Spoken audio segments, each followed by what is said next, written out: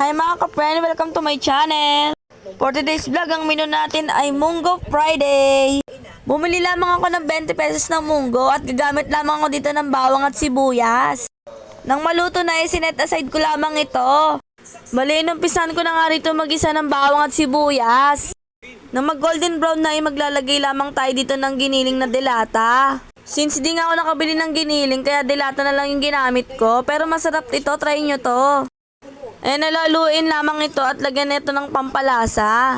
Hindi naman na kailangan itong gisain ng maigi. Luto naman na ito. Ilagay na nga natin yung ating munggo.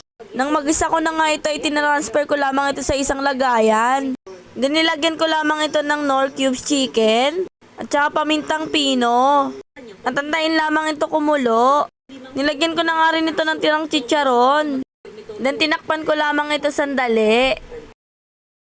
Yan, after ilang minutes ay luto na. Para naman hindi boring ang aking ulam, ay pinartneran ko lamang ito ng pork chop. Nagprito lamang ako ng 2 piraso. Antayan na nga, kakain na nga ako. Paborito ko talaga itong munggo. Sana po ay nagustuhan nyo yung ating ulam ideas kahit tipid lang ito. At sana natulungan ko kayo mag-isip ng ulam. Thank you for watching mga ka-preni. Babu!